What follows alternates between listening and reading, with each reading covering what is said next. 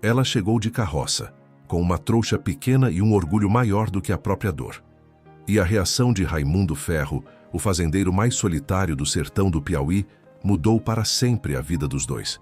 Você já imaginou ser entregue como pagamento de dívida, como se fosse uma cabeça de gado ou um saco de farinha, por alguém que deveria te proteger? É assim que começa a história que marcou São Bento do Carrasco no ano de 1907, quando o sertão do Piauí ainda era um lugar onde dívida se pagava com honra alheia e viúva pobre não valia nem as lágrimas que chorava. A cena era de cortar o coração. Uma mulher jovem, de vestido de chita surrado, descendo de uma carroça velha com os olhos secos de quem já havia chorado tudo que tinha, diante de um homem que havia desistido de sentir qualquer coisa há muito tempo. Quando os dois se encararam naquela tarde vermelha, nenhum sabia que o destino estava costurando um laço tão forte que nem a malícia do coronel mais poderoso da região conseguiria desfazer. E meu amigo, minha amiga, o que aconteceu no final dessa história deixou toda São Bento do Carrasco de boca aberta. Uma reviravolta que ninguém imaginou, escondida numa gaveta de cartório, guardada por um homem de bem, que esperou o momento certo para mudar o rumo de dois destinos que o mundo insistia em quebrar. Fique comigo, porque você vai entender por que aquela tarde de sol a pino no sertão piauiense mudou para sempre tudo o que se pensava sobre dívida, dignidade e amor. Prepare o coração. Romance, dor, injustiça, superação e um desfecho tão cheio de emoção que vai apertar o peito estão só começando. Agora me diga de que cidade você está assistindo essa história. E já se inscreva no canal, porque histórias como essa você só encontra aqui. O sol se deitava atrás das colinas ressecadas do sertão do Piauí, espalhando aquela luz alaranjada e pesada que o sertanejo conhece bem. Aqui não aquece nem consola, só ilumina o quanto a terra está seca e o quanto o caminho ainda é longo. As cigarras cantavam alto naquela tarde de 1907, como se quisessem lembrar a todos que o calor era delas também, e o vento que subia da caatinga carregava cheiro de mandacaru e poeira vermelha, o perfume áspero de quem passou a vida inteira aprendendo a sobreviver sem água. Raimundo Ferro tinha 31 anos e já carregava mais peso nos ombros do que a maioria dos homens carregaria em vida inteira. Alto, de estrutura larga que enganava quem o via de longe, fazendo pensar que era um homem de tronco e força fácil. Mas de perto se percebia o detalhe que os anos de solidão colocaram nele. Os ombros curvados, não de cansaço de trabalho, mas do tipo de curvatura que a vida impõe quando ela vai tirando, aos poucos, tudo o que a gente tinha razão de ficar de pé. As mãos eram calejadas, largas, com marcas de cerca e enxada que nunca desapareciam nem no frio da madrugada. O rosto tinha a linha dura de quem passou anos falando pouco e ouvindo menos ainda, com olhos fundos, escuros, do tipo que parece sempre estar olhando para além do que está à frente, como se procurassem alguma coisa que não estava mais ali. Em São Bento do Carrasco, chamavam-no de Ferro Velho. O apelido tinha 2 tamanhos.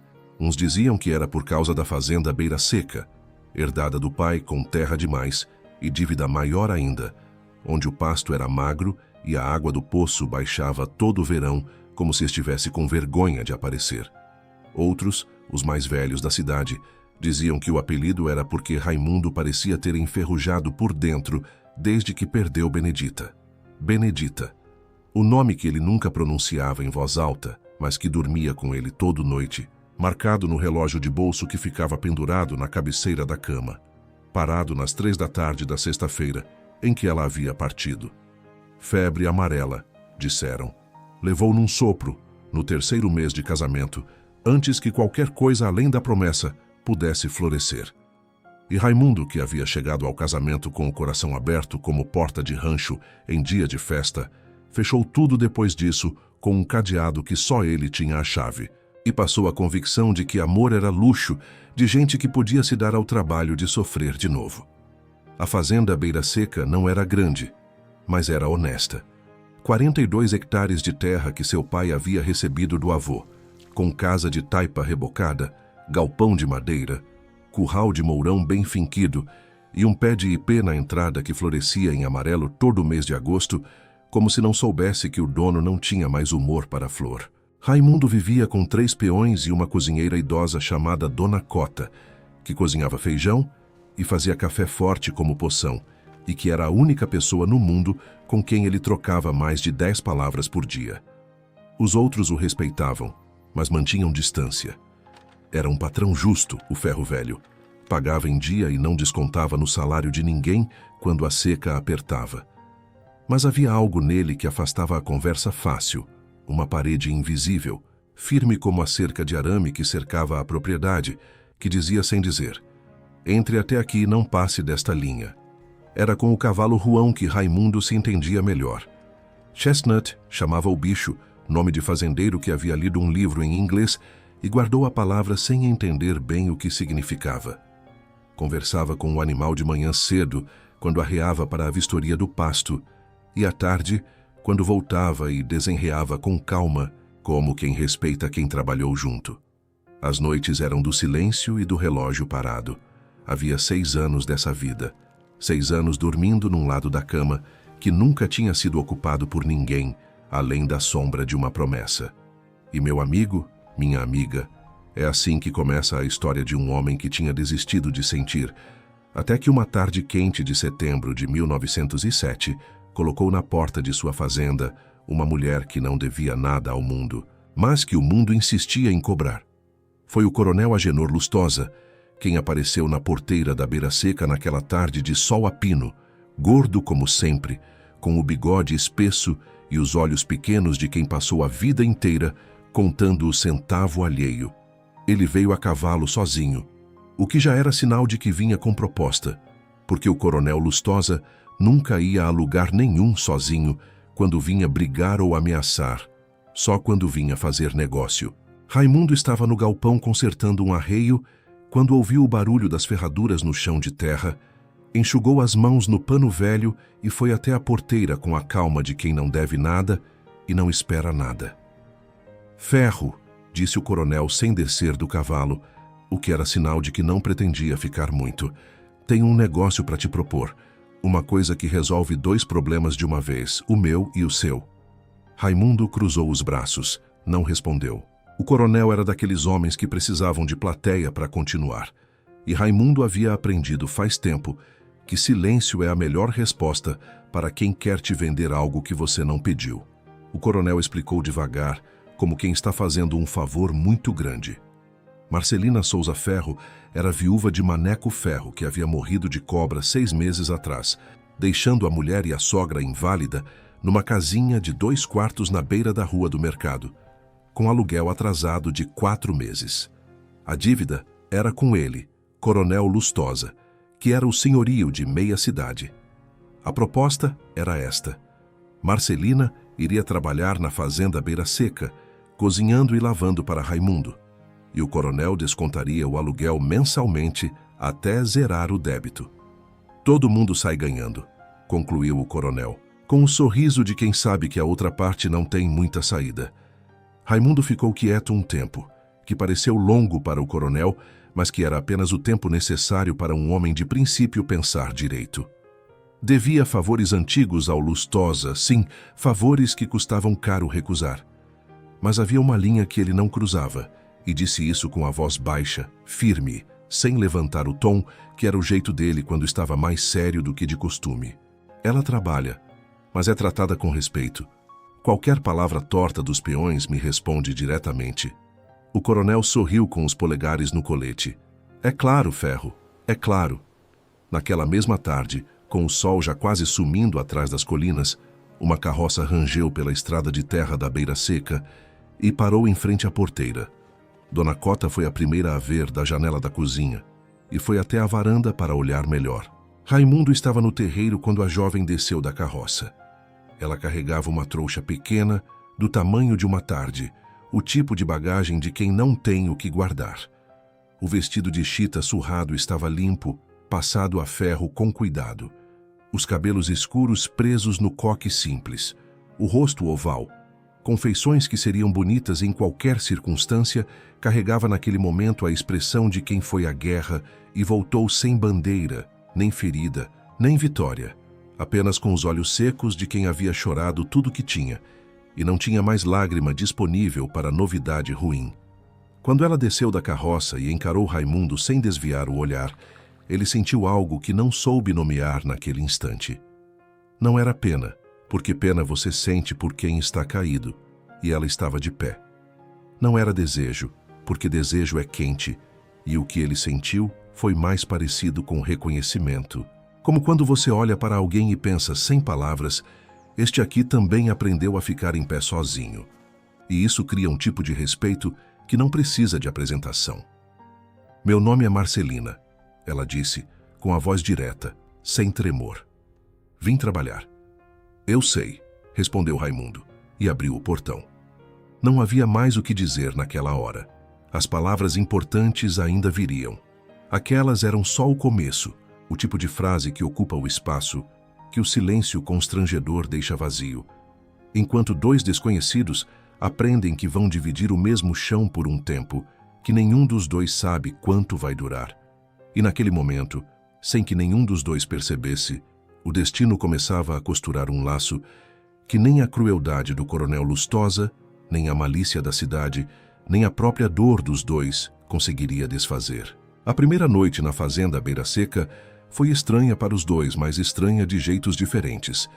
Para Marcelina, foi a noite de aprender o tamanho do silêncio de um lugar que não era o seu. O barulho diferente da madeira da casa estralando com o vento, o mugido distante do gado que ela não conhecia. O cheiro de terra e couro que não era o cheiro de casa. Dona Cota lhe mostrou o quartinho nos fundos, pequeno mas limpo, com uma cama de solteiro e uma janela que abria para o quintal. Água tem no pote ali. Toalha limpa está na prateleira. Precisa de qualquer coisa, me chama, disse a velha com voz prática, sem cerimônia, que era o jeito dela de dizer que estava bem recebida.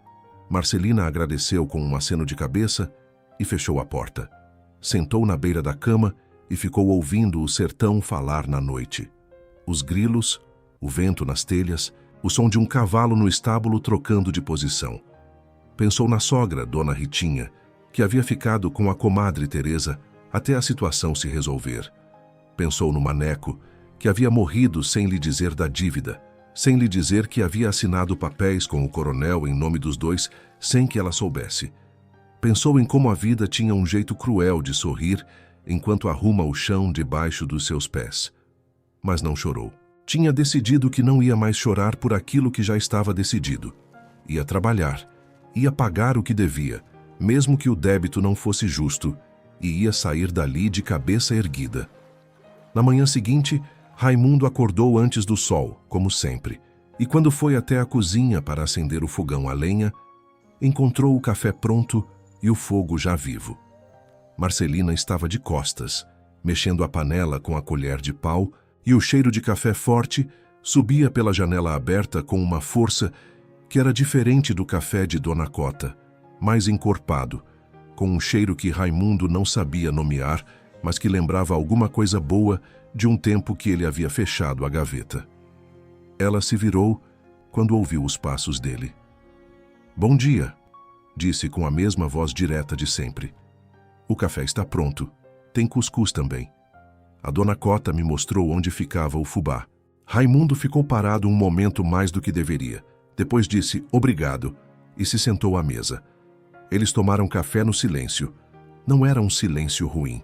Era daqueles silêncios que duas pessoas constroem quando nenhuma das duas quer fingir que se conhece mais do que se conhece. Os primeiros dias foram assim, de silêncios e gestos. Ela cozinhava, lavava, organizava a despensa com um método que ninguém havia pedido, mas que fazia sentido. Ele trabalhava na fazenda, voltava com fome, comia o que ela havia preparado sem reclamar e sem elogiar muito, porque elogiar demais seria criar expectativa que nenhum dos dois estava pronto para lidar. Os peões a olhavam torto no começo, especialmente Tonho, o mais velho dos três, que era do tipo de homem que não gostava de novidade e desconfiava de qualquer coisa que não seguisse o ritmo de antes. Mas no terceiro dia, quando Tonho chamou Marcelina de a viúva do coronel, numa voz alta o bastante para ela ouvir, Foi Raimundo quem virou da porteira do curral e disse sem levantar o tom, mas com um peso que não precisava de volume: Tonho, na minha fazenda a gente chama a pessoa pelo nome dela. Nome dela é Marcelina, me entendeu? Tonho engoliu seco, respondeu que entendeu, e nunca mais abriu a boca perto dela de jeito errado. Marcelina viu aquilo da cozinha, pela janela. Não disse nada. Mas quando Raimundo entrou para o almoço, colocou na frente dele um prato com um pedaço de carne a mais, que era o jeito que ela sabia de dizer obrigada, sem precisar das palavras que ainda estavam difíceis de sair.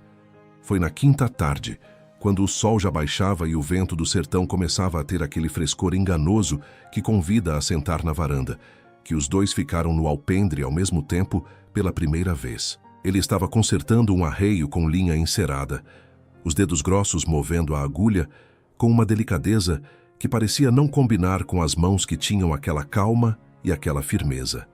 Ela estava remendando a bainha de uma saia, com a cabeça baixa e a agulha entrando e saindo do tecido num ritmo constante. O vento quente passava entre os dois como testemunha discreta. Nenhum dos dois disse nada por um tempo longo. Depois, ele perguntou, sem tirar os olhos do arreio: Como está se acostumando? Ela ergueu o olhar por um segundo. Está bom, respondeu. Já vi coisa pior. Havia algo nessa resposta que não era reclamação nem conformismo, era apenas verdade. E verdade dita de um jeito direto tem um peso que vale muito mais do que discurso longo. Aos poucos, as tardes de alpendre foram virando hábito. Nenhum dos dois marcou. Acontecia, e cada tarde foi sendo preenchida com um pouco mais de palavras do que a anterior, como quem vai abrindo uma torneira enferrujada, devagar, para não forçar demais e quebrar a rosca. Foi numa dessas tardes que ela contou, sem melodrama, sem preparar o assunto, como se as palavras simplesmente tivessem decidido que era hora de sair. Eu não devia nada a esse homem, disse Marcelina, que Raimundo entendeu que estava falando do coronel sem precisar dizer o nome. O Maneco fez acordo sem me dizer, assinou por mim em 2 contratos, disse que era parceria de terra. A terra nunca existiu, o acordo era real. Ela abaixou os olhos para o bordado nas mãos e continuou com a voz do mesmo jeito, firme, mas com um fio mais fino do que o normal. Eu descobri depois que ele morreu, quando o coronel apareceu na porta com os papéis. A dívida estava no meu nome, não porque eu pedi, porque ele assinou. O silêncio durou um tempo. Depois Raimundo disse, com os olhos no horizonte vermelho que começava a escurecer: Isso não é culpa sua. Foram 4 palavras, simples como água. Mas para Marcelina, que havia ouvido nos últimos meses de tudo menos isso, foram as primeiras que soaram com o sabor da verdade. Ela não respondeu de imediato. Ficou com a agulha parada no tecido por um tempo. Depois disse baixinho: Obrigada por dizer isso. E foi suficiente. A noite desceu sobre a beira seca com os grilos começando, o gado mugindo lá no fundo do pasto e 2 corações que haviam aprendido a viver sem esperança começando, sem perceber, a desaprender esse costume. E meu amigo, minha amiga, a cidade de São Bento do Carrasco, que nunca perdeu uma oportunidade de falar mal de quem não estava presente para se defender, já estava movendo as línguas com força naquele mesmo período. Na venda do senhor Aureliano, que ficava na esquina da praça e servia de porto de todas as conversas que não tinham lugar melhor para acontecer, as línguas se soltavam com a liberdade de quem está absolutamente certo de que tem razão. Dona Perpétua, que morava em frente à casa onde Marcelina havia morado com o Maneco, foi a primeira a trazer o assunto, com a seriedade de quem possui informação de primeira mão. Vocês sabem que o Raimundo Ferro está com a viúva do Maneco lá na beira seca? Disse ela, entre um punhado de sal e outro. Dizem que o coronel mandou ela para lá como pagamento de dívida, mas moça morando em rancho de homem solteiro, como é que fica? O senhor Aureliano balançou a cabeça de um lado para o outro, sem dizer se concordava ou discordava, que era o jeito dele de manter o movimento na venda. Do outro lado do balcão, 2 homens mais novos cochichavam, e a história que saía da boca deles já havia crescido pelo caminho. Como toda a história de São Bento do Carrasco crescia. Padre Onofre, que era homem de Deus, mas também era homem de São Bento, perguntou em voz alta na saída da missa de domingo, diante de pelo menos 30 pessoas, se era decente uma viúva viver no rancho de um homem solteiro, por mais pobre que fosse o rancho. A pergunta não esperava a resposta. Era daquelas perguntas que já carregam a resposta dentro delas, colocada ali para confirmar o que todo mundo já havia decidido. O coronel Lustosa, que deveria estar satisfeito com o acordo fechado, alimentava os rumores com o cuidado de um homem que planta erva daninha e fica esperando o vento levar as sementes. Ele sabia que se Raimundo e Marcelina ficassem próximos demais, ela poderia descobrir, ou ele poderia descobrir por ela, que a dívida original havia sido manipulada. E um homem de caráter como Raimundo Ferro, com a dívida manipulada nas mãos, era um problema para o coronel de proporções que valiam a pena evitar. 2 peões da Beira Seca pediram demissão naquela semana, alegando, um deles de frente para Raimundo, que não trabalhavam com gente de reputação duvidosa. Raimundo pagou o que devia a cada um, mais um dia extra, e os mandou embora com uma calma que escondia, bem no fundo, uma fúria que ele sabia controlar melhor do que a maioria. Foi então, numa noite que o vento batia nas venezianas velhas da Beira Seca com uma persistência de cobrança, que Marcelina chamou Raimundo na varanda e disse o que havia preparado com cuidado por dias. A voz saiu firme. "Raimundo, eu preciso ir embora." Ele se virou devagar. Ela continuou, sem dar tempo para ele interromper. "Não estou indo porque quero. Estou indo porque ficar aqui está te custando. Você perdeu 2 peões. A cidade está falando." O padre falou. "E tudo isso é por causa de mim." Ela respirou fundo. "Você não tem culpa do que me aconteceu. E eu não tenho direito de fazer seu nome pagar pelo que não foi erro seu." Raimundo ficou parado no meio do galpão por um tempo que pareceu longo. As mãos grandes abertas ao lado do corpo. O relógio parado lá dentro no quarto da cabeceira, marcando as 3 da tarde de um dia que nunca foi esquecido. Depois ele disse, com a voz baixa, daquela forma que não precisa de volume para pesar: "Você não é prejuízo. Você é a primeira coisa nessa fazenda que ainda tem vida." Marcelina ficou imóvel. A frase chegou como água em seca, fora de hora e mais necessária do que qualquer coisa. Ela não foi embora naquela noite. Naquela mesma hora, por impulso que ele mesmo não soube explicar depois, Raimundo foi ao quarto e voltou com o relógio de bolso. Não disse nada, só abriu na mão dela. Ela olhou para as 3h15 da tarde, marcadas para sempre nos ponteiros imóveis. Entendeu sem precisar de palavra alguma o tamanho do gesto, porque reconheceu no gesto a mesma língua que ela falava. A língua de quem perdeu cedo demais e aprendeu a guardar o que ficou. "Obrigada por me mostrar isso", disse ela em voz baixa.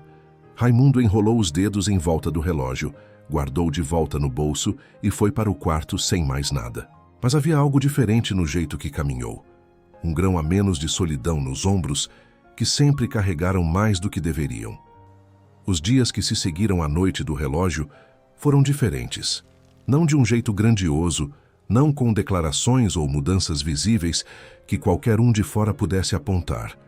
Era diferente de um jeito que só os dois percebiam, como quando a estação muda não pelo dia que o calendário diz, mas pelo cheiro do ar numa manhã específica que você não consegue explicar, mas reconhece na pele. Raimundo começou a fazer pequenas coisas que antes não fazia.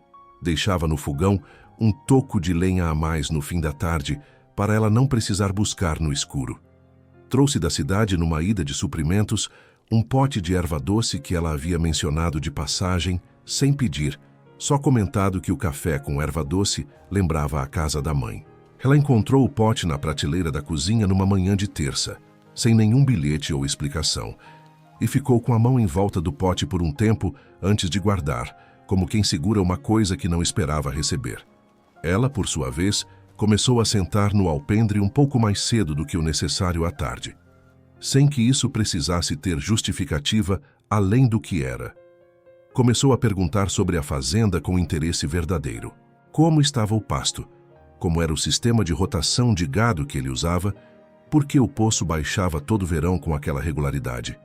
Raimundo, que nunca havia tido com quem conversar sobre a fazenda, além de peões que ouviam por obrigação, Descobriu que explicar as coisas para alguém que faz perguntas de verdade tem um prazer que ele havia esquecido que existia. Numa tarde de outubro, quando o sol ainda estava alto e o calor castigava, mas o trabalho não podia esperar, Raimundo estava consertando o arame da cerca do pasto sul quando uma das pontas presas na moirão soltou de repente e rasgou o braço. Não era grave, mas sangrava bastante. Ele amarrou o pano sujo que tinha no bolso por cima e continuou trabalhando, porque era o tipo de coisa que um homem sozinho aprende a ignorar. Quando voltou para casa ao entardecer, ela viu o pano quando ele foi lavar o rosto no tanque. Sem pedir licença, foi buscar a caixa com as coisas de curativo que Dona Cota guardava na despensa e voltou com água morna e pano limpo. "Deixa eu ver esse corte", disse com voz calma. Nem ordem, nem pedido. Apenas aquele jeito prático de quem sabe o que está fazendo e não vê razão para perguntar permissão para o óbvio. Raimundo hesitou, não acostumado a ser cuidado. Era da espécie de homem que aprende a cuidar dos outros e esquece que pode precisar do reverso. Mas deixou. Quando os dedos dela tocaram o braço dele, limpando o corte com cuidado preciso, algo dentro dele se moveu com uma força quieta, como quando você ouve um som que reconhece, mas não lembra mais de onde vem.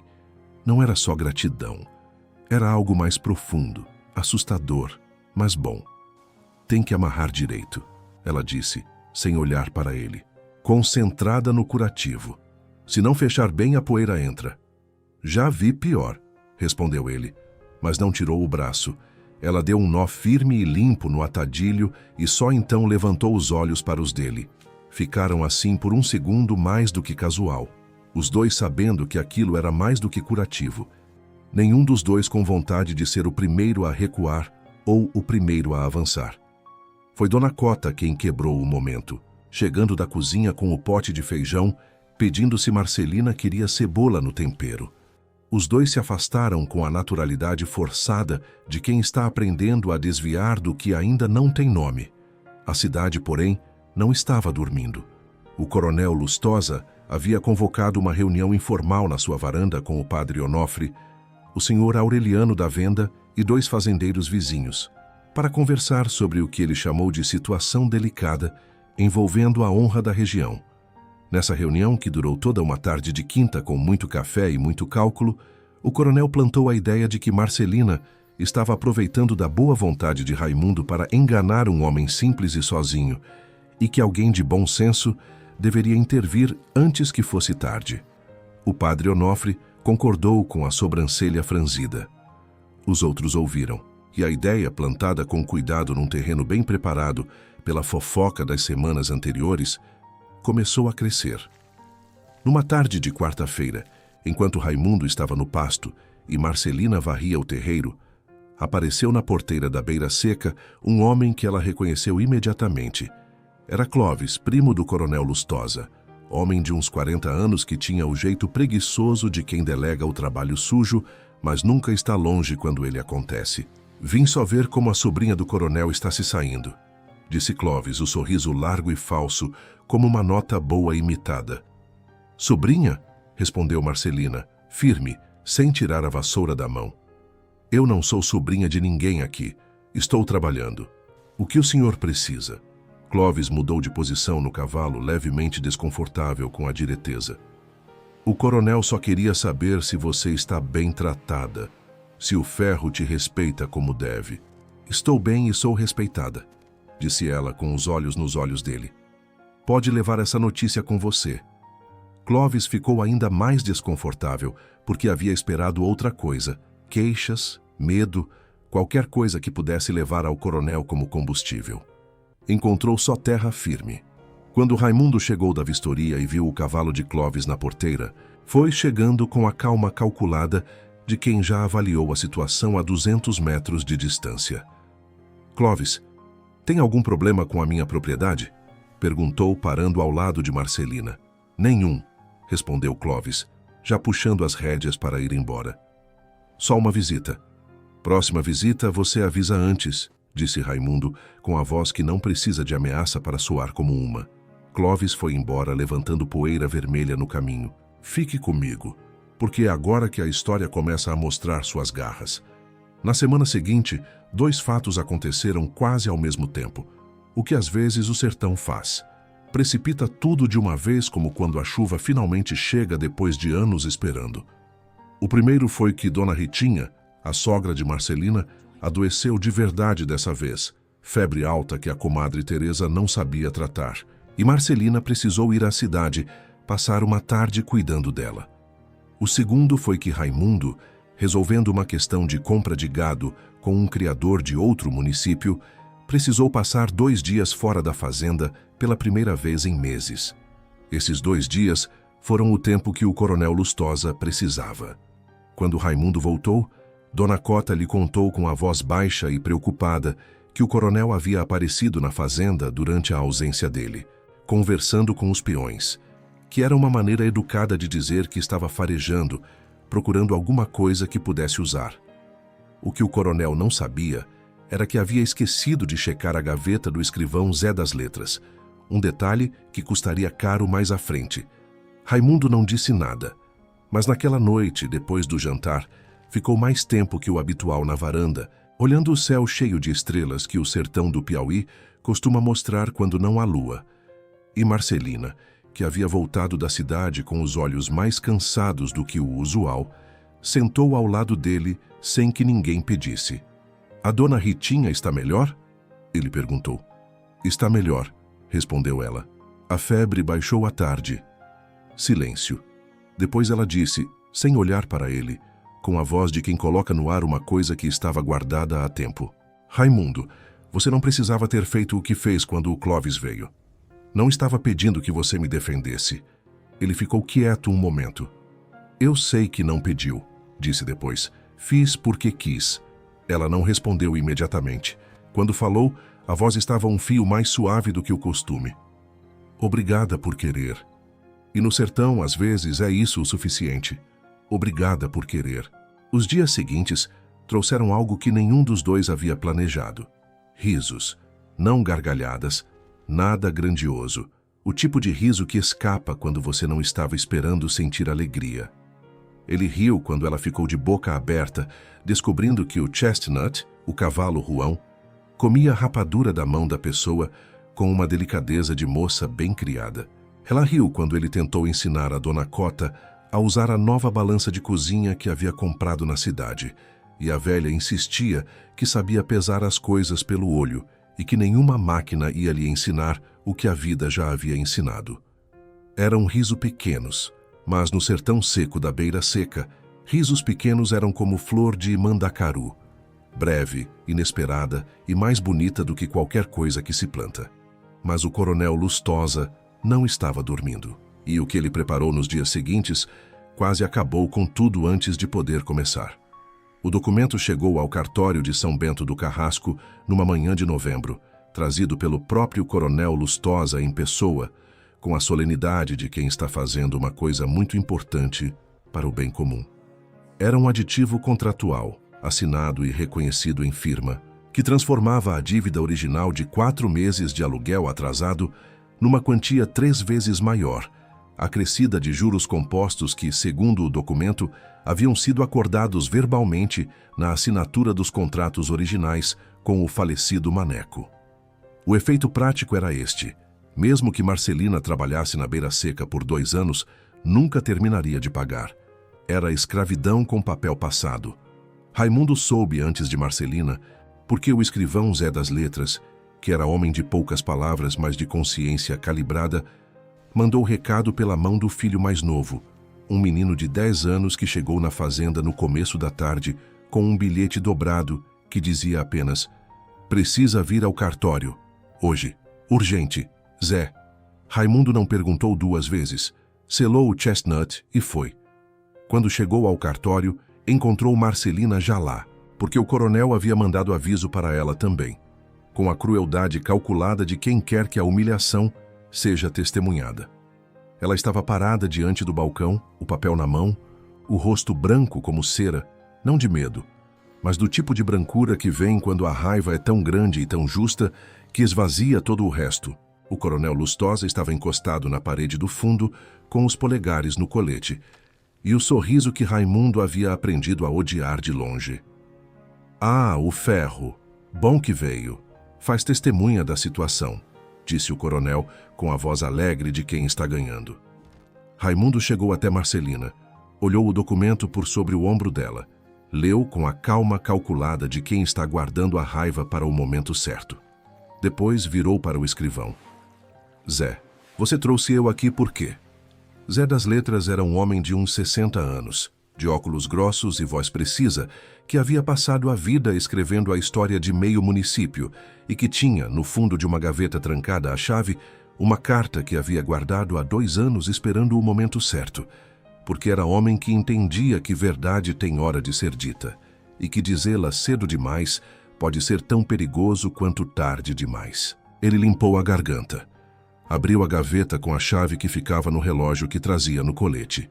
Retirou um envelope amarelado e colocou sobre o balcão com o cuidado de quem coloca uma coisa frágil num lugar seguro. Isso, disse Zé das Letras, é uma carta escrita pelo Maneco Souza Ferro, reconhecida em firma por mim 2 semanas antes de morrer. Ele me pediu que guardasse até que a situação com o coronel chegasse a este ponto, porque ele sabia que chegaria. O coronel Lustosa parou de sorrir, não de vez, mas o sorriso ficou menor. Raimundo pegou o envelope, olhou para Marcelina, que ainda não entendia. Pode abrir, disse Zé. A carta era curta, com a letra irregular de quem escreve com vergonha. Maneco Souza Ferro confessava que havia falsificado a assinatura de Marcelina em 2 dos 3 contratos com o coronel Lustosa, que havia feito isso por pressão do próprio coronel, que lhe havia prometido terras que nunca existiram e que a dívida legítima de Marcelina com o coronel era exatamente 1/3 do total cobrado, quantia que havia sido integralmente coberta pelo trabalho já prestado na fazenda Beira Seca nos meses anteriores. Em outras palavras, Marcelina não devia nada. Não devia 1 centavo. Raimundo leu a carta em voz alta, devagar, sem que o coronel pudesse interromper, porque Zé das Letras havia se posicionado entre os dois, como quem separa uma briga que sabe que vai acontecer. Quando terminou, o silêncio do cartório era daquele tipo que precede o trovão. Marcelina ficou muito quieta por um momento. Depois fechou os olhos e respirou fundo, não de alívio imediato, mas do jeito de quem está processando que o peso que carregou nos ombros por meses inteiros não era dela para começar. Quando abriu os olhos, havia uma clareza neles que Raimundo não havia visto antes. Uma clareza de quem entendeu de repente todas as peças do que havia acontecido com a vida dela. O coronel Lustosa tentou dizer que a carta era falsa, que Maneco havia sido manipulado, que havia outros documentos. Mas Zé das Letras, com a voz paciente de quem está acostumado a lidar com mentira disfarçada de papel, disse que havia uma segunda testemunha do reconhecimento da firma, o padre de Vila Esperança, onde Maneco havia adoecido e que havia mandado carta para o juiz de comarca na véspera. Naquele exato momento, como se o sertão tivesse cronometrado, o filho do Zé entrou no cartório com um mensageiro do juiz, marcando audiência para a semana seguinte. O coronel Lustosa ficou vermelho. Depois ficou pálido. Depois saiu do cartório com os passos rápidos de quem precisa pensar sozinho, deixando o peso do silêncio para Raimundo, Marcelina e Zé das Letras. Obrigado, Zé, disse Raimundo. O escrivão guardou os óculos no bolso. Eu devia isso a seu pai, Ferro. Ele foi testemunha da minha honra uma vez. Era hora de devolver. Raimundo assentiu. Depois virou para Marcelina. Ela ainda estava de pé, muito quieta, com a carta nas mãos. Você sabia? Perguntou ela, olhando para ele. Não sabia, respondeu ele. Mas sei agora. Ela dobrou a carta com cuidado, devolveu ao envelope e disse com a voz que era toda dela, firme como sempre, mas com uma rachadura muito pequena de emoção no fundo. Ele me deveu um pedido de desculpas que nunca veio, mas ao menos deixou a verdade. Raimundo não disse nada imediato, mas quando saíram do cartório juntos, no sol forte de novembro, ele ficou do lado dela sem espaço desnecessário entre os dois, e ela não recuou. Era um gesto pequeno no sertão. Era um gesto enorme entre eles. A semana que se seguiu foi de voar de boca em boca por São Bento do Carrasco, porque a história de Zé das Letras e a carta do Maneco eram do tipo que a cidade não consegue guardar nem se quiser. Na venda do senhor Aureliano, o assunto virou único. Dona Perpétua, que havia sido das primeiras a falar mal de Marcelina, ficou quieta como quem sabe que quando o vento muda de direção, é melhor não estar no meio. O padre Onofre encomendou uma missa de reparação que ele mesmo sabia que não era suficiente, mas era o que havia disponível. Na audiência com o juiz de comarca, o coronel Lustosa foi obrigado a reconhecer a validade da carta e a falsificação dos contratos. A dívida de Marcelina foi declarada integralmente quitada. O aditivo contratual que ele havia tentado registrar foi anulado. E o juiz, que era homem de São Paulo e não devia favores a ninguém da região, determinou investigação sobre outros contratos do coronel que pudessem apresentar irregularidades semelhantes. A investigação, nos meses seguintes, revelaria não um ou dois, mas 9 casos similares, espalhados por São Bento do Carrasco e municípios vizinhos. O coronel Lustosa perdeu o cargo de coletor de impostos que exercia há 15 anos numa tarde de dezembro, com uma notificação lida em voz alta na praça pelo próprio delegado Epitácio, que era homem que esperou muitos anos por um momento assim. Clóvis, o primo, foi indiciado por conivência. Dona Perpétua não foi ao julgamento. O padre Onofre foi, sentado na última fila, com a cabeça baixa de quem carrega a culpa silenciosa. E naquele momento, quando a verdade finalmente brilhou mais forte do que qualquer mentira bem montada, não havia mais como negar. Marcelina Souza Ferro não era o que a cidade havia decidido que ela era. E Raimundo Ferro não era apenas o homem que a tinha recebido por uma dívida alheia. Era o homem que ficou do lado dela quando não tinha obrigação nenhuma. E em São Bento do Carrasco, que havia visto muito em seus anos de sertão, isso era a coisa mais rara que existia. A justiça, quando chega, não faz barulho do jeito que a gente imagina nos momentos de angústia. Nos momentos de angústia, a gente imagina a justiça chegando como trovão, explodindo tudo, lavando com força. Mas a justiça real costuma chegar como a chuva do sertão depois de seca longa. De repente, silenciosamente, molhando a terra com uma constância que, no começo, quase não se acredita, até que a água começa a escorrer pelo chão seco e o cheiro de terra molhada sobe no ar, e aí você sabe que é real. O coronel Agenor Lustosa foi processado e perdeu o cargo de coletor de impostos numa quinta-feira de dezembro de 1907, com o sol ainda alto, como convinha para que todo mundo pudesse ver. O delegado Epitácio leu a notificação na praça sem nenhum drama desnecessário, apenas com a clareza de quem esperou pacientemente por esse momento e não vai estragar com exagero. 3 propriedades do coronel que haviam sido adquiridas com documentos irregulares foram penhoradas para ressarcimento dos prejudicados. 2 outros homens que haviam participado dos esquemas foram indiciados junto com Clóvis. O processo penal levaria meses, porque a lei do interior tinha o ritmo da estação, mas havia começado. E uma vez começado, não havia quem parasse. Marcelina ouviu a notícia naquela tarde pela voz de Dona Cota, que havia ido à cidade para compras e voltou com o cesto de mantimentos e a novidade no mesmo peso. Ela estava lavando roupa no tanque quando Dona Cota chegou. Parou de torcer o pano, ficou quieta por um tempo, com os braços molhados e o pano em punho, ouvindo. Depois disse, "Obrigada, Dona Cota", e voltou a lavar. Mas suas mãos tremiam um pouco, não de medo, de alívio, e há uma grande diferença entre os 2 tipos de tremor que o corpo faz. Raimundo chegou da vistoria ao final da tarde e encontrou Marcelina sentada no alpendre, olhando para o ipê da entrada, que começava a soltar seus primeiros botões amarelos, adiantado em dezembro, como se a árvore soubesse que havia razão para florescer antes da hora. Ele se sentou ao lado dela sem perguntar nada imediato, porque havia aprendido que ela tinha o ritmo certo para falar o que precisava ser falado, e que apressar era desrespeito.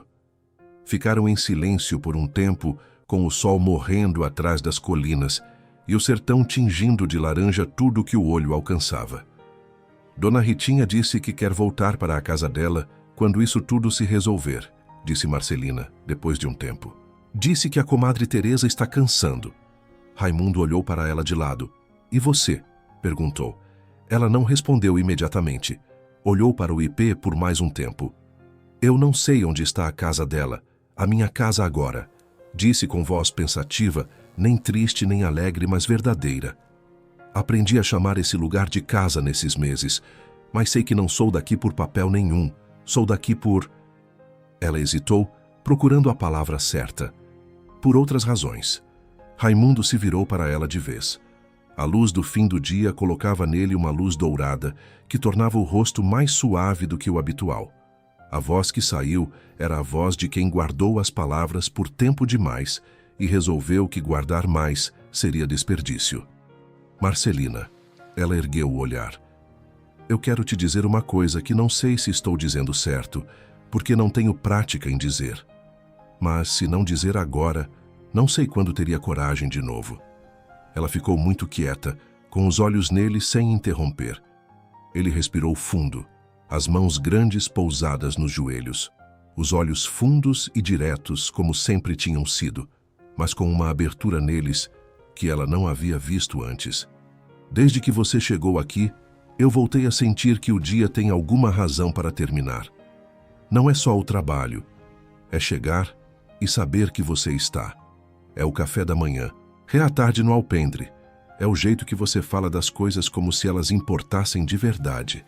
A voz falhou um pouco no meio. Ele esperou um instante e continuou. Eu guardei o relógio parado por 6 anos, porque achei que guardar era a única maneira de honrar o que perdi. Mas faz algum tempo que eu percebi que guardar um relógio parado não honra ninguém. Só impede o tempo de andar. Marcelina fechou os olhos por um instante. Quando os abriu, havia lágrimas, as primeiras que Raimundo via nos olhos dela desde que ela havia chegado, porque ela havia dito no começo que não tinha mais lágrimas disponíveis para novidade ruim. Essas eram lágrimas de outro tipo. Raimundo, disse ela com a voz firme apesar de tudo.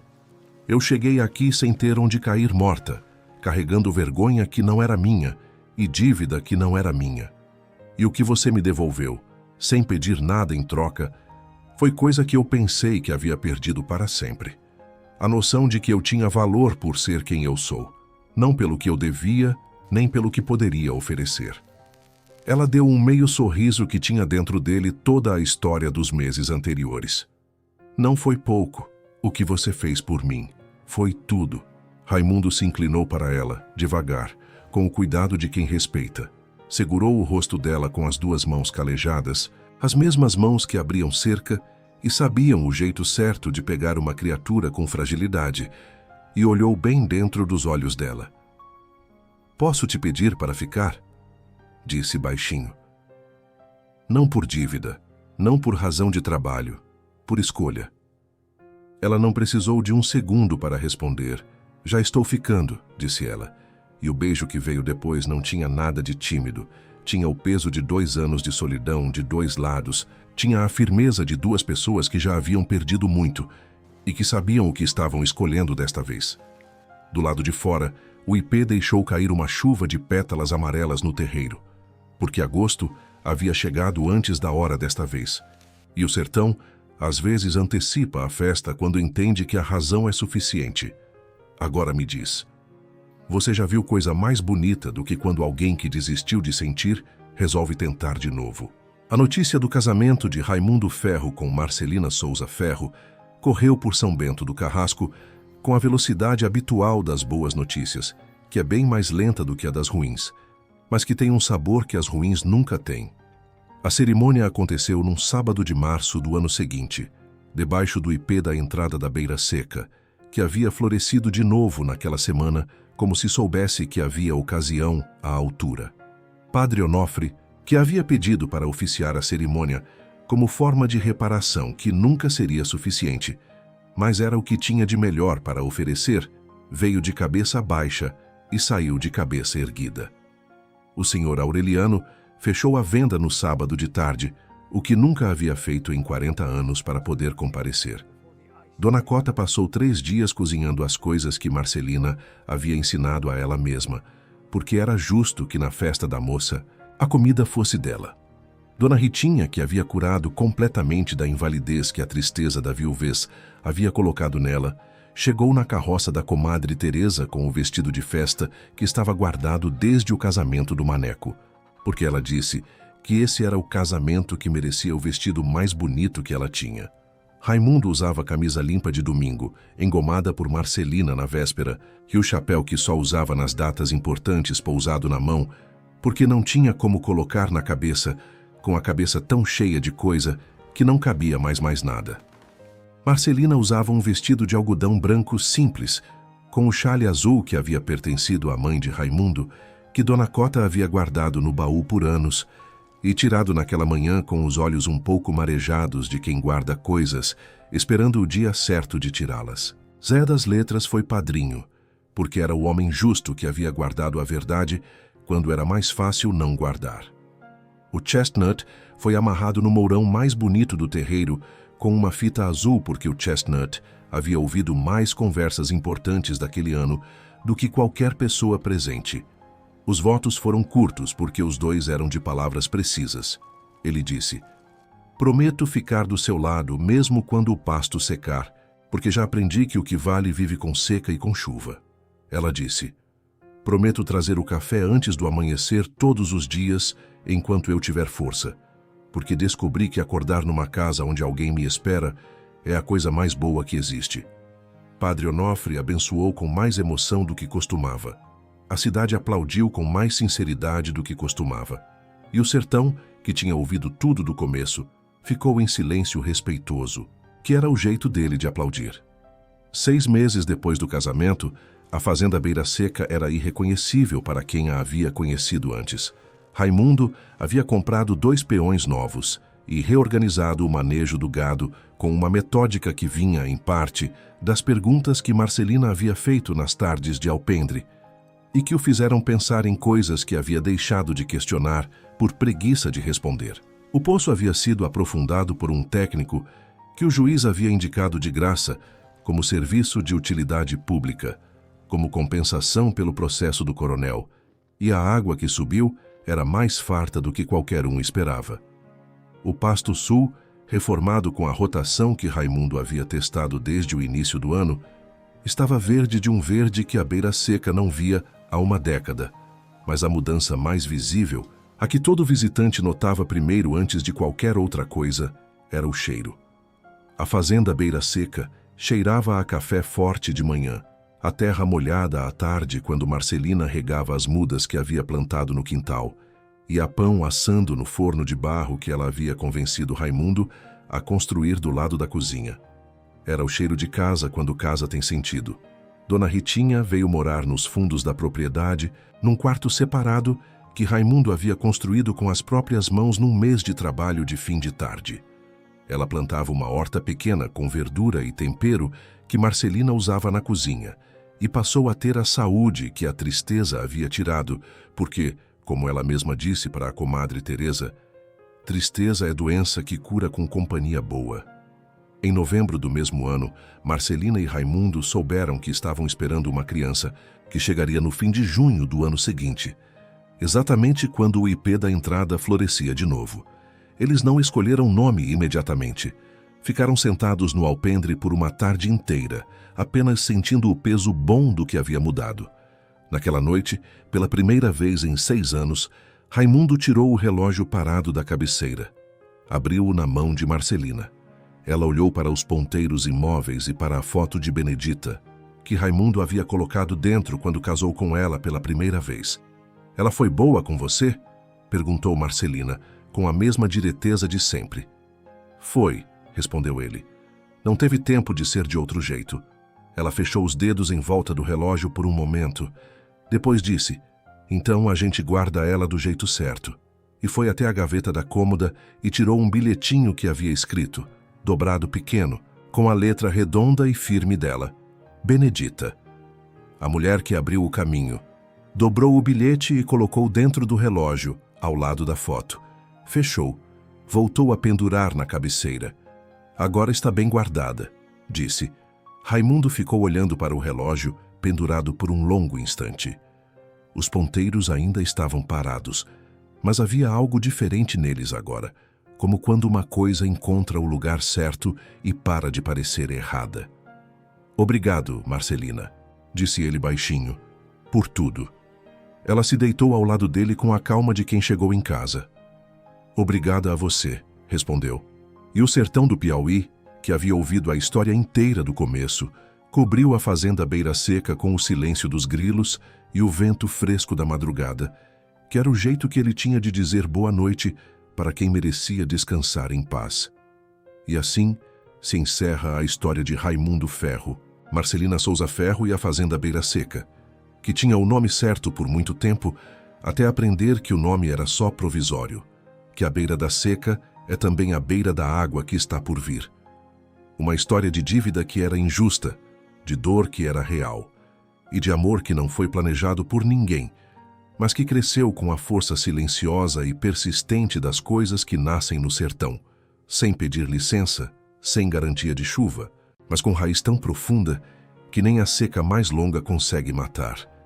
Às vezes, o destino coloca na nossa porta aquilo que mais precisamos, mesmo quando não estamos preparados, mesmo quando já desistimos de esperar. A vida é cheia de perdas, mas também cheia de reencontros, cheia de relógios parados, mas também de mãos que sabem o jeito certo de fazer o tempo andar de novo. Agora me diz, o que você achou desse final emocionante? Deixe nos comentários a sua opinião.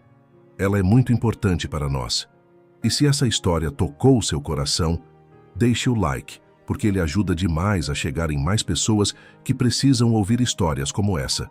Se inscreva no canal e ajude a gente a chegar aos 100 mil inscritos. Compartilhe o vídeo para que outras pessoas também sintam essa lição de vida tão bonita. E não vá embora agora. Clique na próxima história porque tem muita narrativa emocionante da época esperando por você. Nos vemos lá.